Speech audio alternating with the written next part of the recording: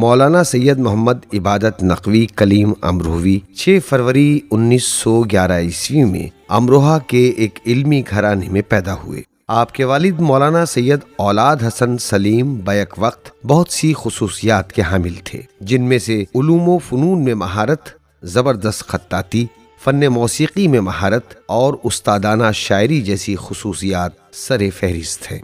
کلیم امروہوی اپنے والدین کے اکلوتے فرزند تھے جو بڑی منتوں اور دعاؤں سے پیدا ہوئے۔ آپ کا تاریخی نام حسین اختر تھا، مگر محمد عبادت کے نام سے مشہور ہوئے۔ ان کا سلسلہ نسب امام علی نقی علیہ السلام کے فرزند حضرت جعفر ثانی سے ملتا ہے۔ آپ کے جد امجد مولانا عبادت اول اپنے وقت کے جید عالم اور کامیاب مبلغ دین تھے، جنہوں نے آیت اللہ غفران مآب سے فقہ و اصول کی تعلیم حاصل کرنے کے بعد اپنے وطن میں اپنی ہی زمین پر ایک مسجد تعمیر کرائی اور نماز جمعہ و جماعت قائم کی۔ مولانا عبادت کلیم امروہوی ابھی 9 یا 10 برس کے تھے کہ سایہ پدری سے محروم ہو گئے۔ آپ کے قریبی رشتہ داروں میں کوئی نہیں تھا، لہٰذا آپ کی تربیت کی ذمہ داری مولانا حاجی مرتضیٰ حسین نے قبول کی اور آپ کو اپنے بیٹے کی طرح سمجھا۔ مولانا موصوف خود فرماتے تھے کہ جس وقت میرے والد کا انتقال ہوا تو تدفین کے فوراً بعد برادری کے عظیم مجمع سے مخاطب ہو کر میرے مربی اور شفیق استاد مولانا مرتضیٰ حسین نے فرمایا کہ آپ لوگوں سے میں اس بچے کو مانگتا ہوں تاکہ میں اس کی علمی خدمت کر سکوں اور تعلیم مکمل ہونے کے بعد اس بچے کو آپ کے سپرد کر دوں۔ مولانا کلیم نے ابتدائی تعلیم مدرسہ نور المدارس امروہہ میں آیت اللہ یوسف الملت کی سرپرستی میں حاصل کی۔ جب مولانا یوسف حسین مدرسہ نور المدارس کو ترک کر کے منصبیہ جا رہے تھے تو مولانا مرتضیٰ حسین نے مولانا عبادت کو ان کے ہمراہ میرٹھ روانہ کر دیا اور آپ انہی کی سرپرستی میں اپنے تعلیمی سفر کو آگے بڑھاتے رہے۔ جس وقت یوسف الملت میرٹھ سے علی گڑھ یونیورسٹی کے لیے روانہ ہوئے تو آپ میرٹھ کو ترک کر کے مولانا مرتضیٰ حسین کی خدمت میں دوبارہ حاضر ہو گئے اور انہی سے کسب فیض کرنے لگے۔ جس وقت مولانا مرتضیٰ حسین بیمار ہوئے تو آپ نے ان سے اجازت لے کر لکھنؤ جانے کا ارادہ کیا اور سن 1982 عیسوی میں لکھنؤ تشریف لے گئے۔ آپ نے لکھنؤ میں مدرسہ نازمیہ میں داخل ہونے کے بعد اپنے تعلیمی سفر کو کامیاب بنایا۔ آپ نے جید اساتذہ سے کسب فیض کیا، جن میں آیت اللہ یوسف حسین امروہوی، مولانا مرتضیٰ حسین امروہوی، مولانا مظاہر حسین، مفتی اعظم سید احمد علی اور مولانا سید محمد امید وغیرہ کے اسماء قابل ذکر ہیں۔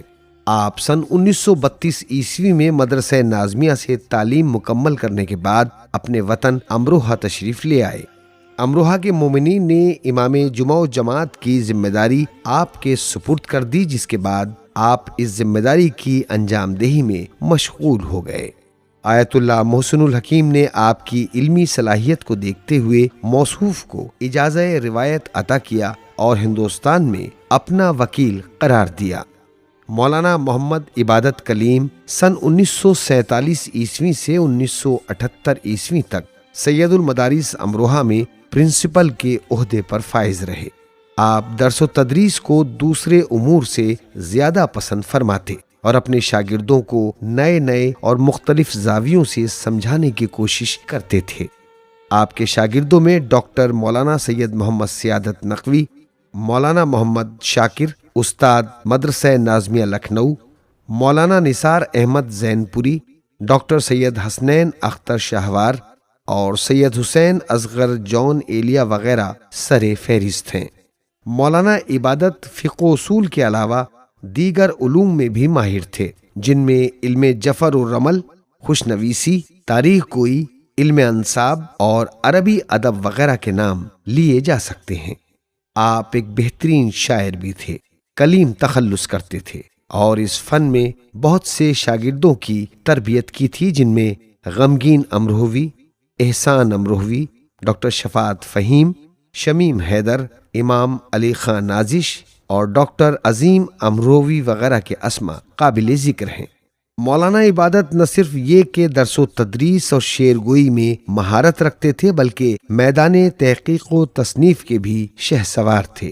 آپ نے مختلف موضوعات پر قلم اٹھایا، جن میں سے رسالہ سراج الفقیہ، استفسار فی نجاست المشرکین والکفار، مقام شبیری، معرفت امامت و عقیدہ رجت، رموز و اسرار اور رسالہ الکحل کے نام قابل ذکر ہیں۔ اس کے علاوہ عربی اور اردو میں بہت سے مقالات تحریر فرمائے جو منظر عام پر نہ آ سکے۔ مولانا عبادت کلیم امروہوی کے شعری مجموعات میں تجلیات کلیم، نعت و منقبت اور صد غزل جیسے مجموعات آپ کے پوتے مولانا سید احسن سروش کی کاوشوں سے چھپ کر منظر عام پر آ چکے ہیں۔ مولانا کلیم کی شادی مولانا نسیم حسن امروہوی کی صاحبزادی سے ہوئی، جن کے بطن سے اللہ نے 9 فرزند عطا فرمائے۔ ان میں سے 2 بچے بچپن ہی میں فوت ہو گئے، باقی ماندہ 3 صاحبزادیاں ہیں، اور بیٹوں میں ڈاکٹر مولانا سید محمد سعادت، ڈاکٹر محمد شفاعت، محمد مبارک اور پروفیسر حسنین اختر کے اسماء قابل ذکر ہیں۔ آخر کار یہ علم و ادب کا آفتاب 22 اکتوبر 1989 عیسوی میں غروب ہو گیا، اور مجمع کی ہزار آہ و بکا کے ہمراہ عزاخانہ محلہ شفاعت پوتا امروہہ میں سپرد خاک کر دیا گیا۔